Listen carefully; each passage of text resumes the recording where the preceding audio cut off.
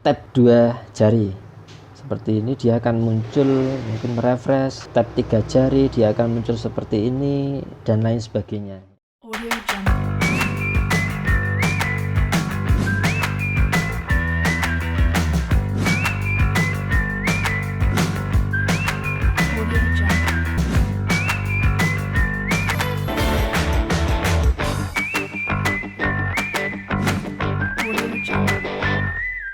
Sahabat Hakam semuanya, pada kesempatan kali ini saya akan mereview salah satu stok terbaru di tempat kami, yaitu Asus. Oke sahabat Hakam semuanya, berbicara tentang Asus tentunya tidak asing dan tidak perlu diragukan lagi bahwa Asus merupakan salah satu penguasa pangsa pasar di Indonesia ya. Terbukti dengan banyaknya penjualan dan banyaknya stok-stok yang ada di setiap toko laptop, maka tidak perlu diragukan lagi bahwa Asus bisa dibilang raja laptop di Indonesia. Oke sahabat Telkom, kali ini kita akan mereview salah satu laptop flagship dari Asus ya. Untuk Asus ini memiliki seri Asus VivoBook 14 ya, merupakan salah satu laptop yang bisa dibilang mewah lah ya, dari sisi desain dan juga spesifikasinya ya. Oke sahabat Hakam, untuk Asus seri ini memiliki tipe lengkap yaitu Asus VivoBook 14 ataupun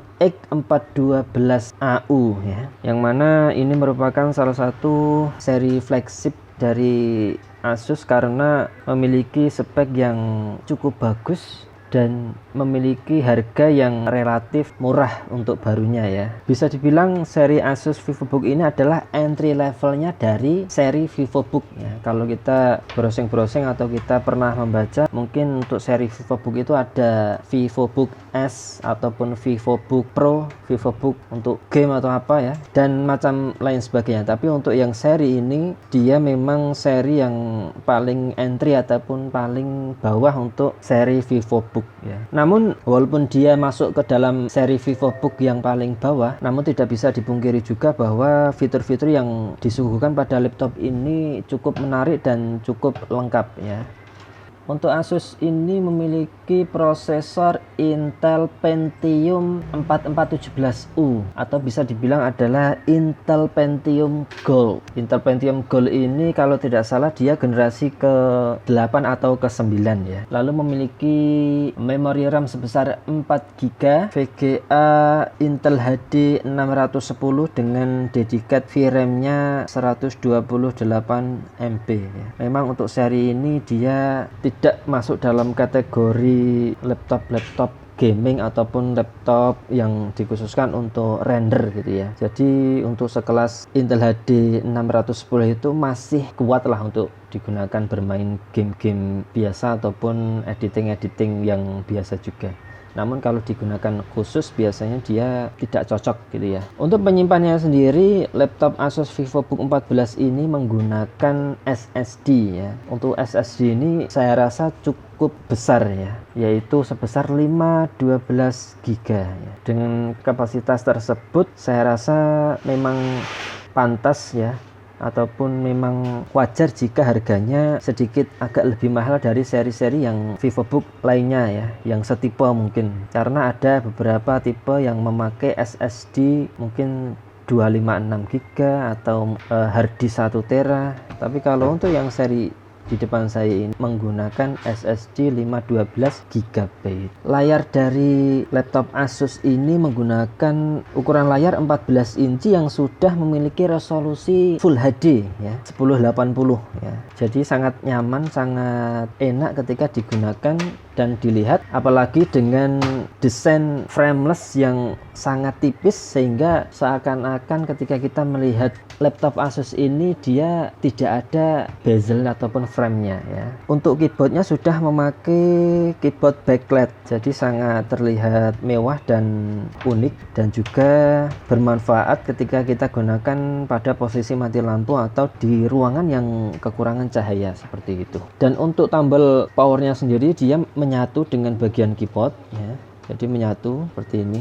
Lalu di sini ada logo Intel Pentium Gold, di sini ada stiker mungkin fitur dan pemberitahuan dari tipenya Asus VivoBook 14. Dan di sini ada touchpad yang sekilas biasa, namun ternyata touchpad ini memiliki beberapa fitur ya sahabat Telkom semuanya. Yang pertama adalah dia memiliki fingerprint yang bergabung dengan touchpad ataupun berada di bagian pojok dari touchpad. Ini adalah fingerprint. Lalu fitur dari touchpad ini juga dia ada fungsi gestur ya, yang biasanya kita akan lebih menemukannya di MacBook, namun ternyata di Asus ini juga ada fungsi gestur ya. Kita coba dengan tap 2 jari.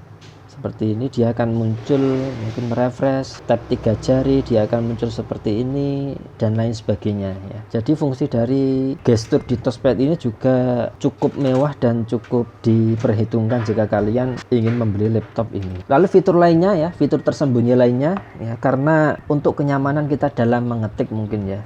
Ketika kita membuka laptop Asus ini, dia akan mengangkat ke atas ya untuk bagian di keyboardnya sini.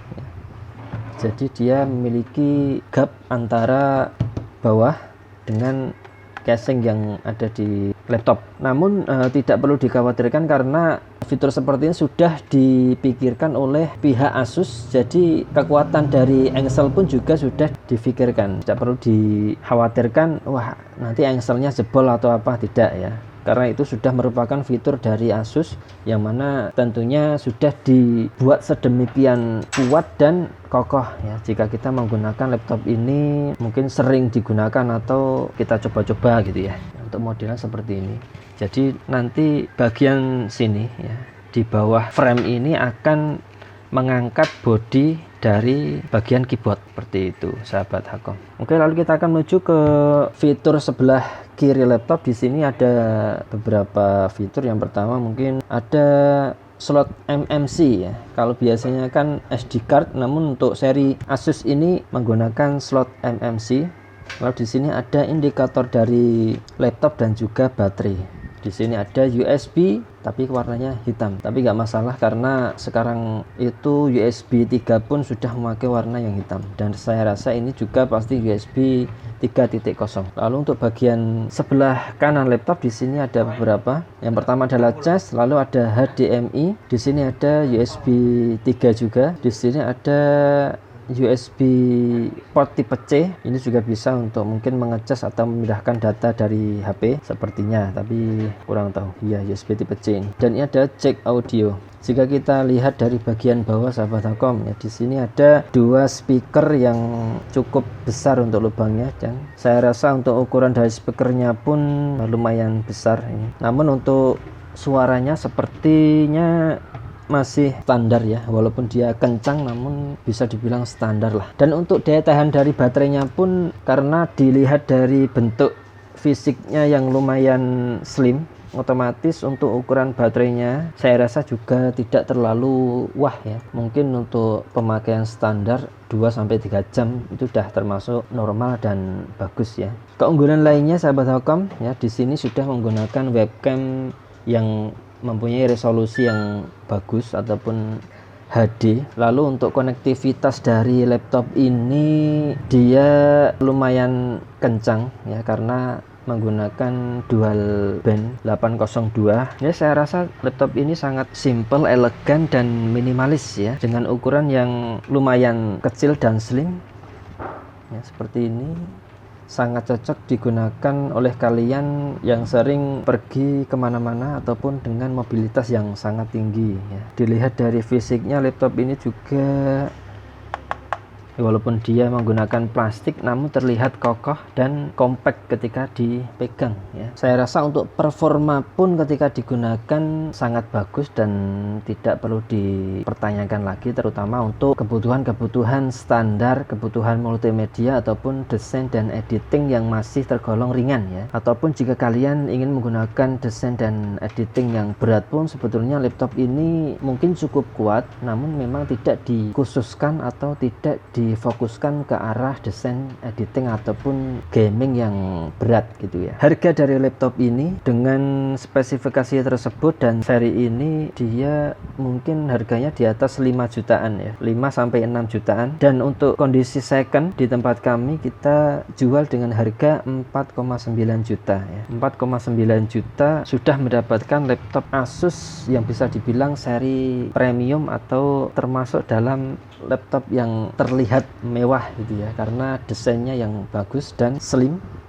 Jadi kita jual dengan harga 4,9 juta. Dan untuk kelengkapan dari laptop Asus ini ada tas, charger, lalu mouse dan mousepad dengan harga 4,9 juta mendapatkan keseluruhan dari yang saya sebutkan tadi ya. Oke sahabat Hakam, mungkin itu saja review singkat ya yang bisa kami sampaikan pada kesempatan kali ini. Ataupun jika kalian berminat untuk membeli laptop Asus ini namun ingin mengetahui informasi lebih lanjut tentang spek, fitur dan kekurangan kelebihan dari laptop Asus ini, mungkin bisa mencari referensi-referensi terlebih dahulu ya, agar kalian lebih mantap dalam membeli laptop Asus seri-seri seperti ini. Oke sahabat Hakam semuanya, mungkin itu yang bisa kami sampaikan, kurang lebihnya kami mohon maaf. Dan sekali lagi itu bukan suatu patokan ya, apa yang kami sampaikan itu bukan suatu patokan yang harus kalian gunakan, namun itu merupakan pemikiran dari kami dan pengetahuan kami tentang apa yang kami baca dan kami lihat. Sekian dari kami, wassalamualaikum warahmatullahi wabarakatuh.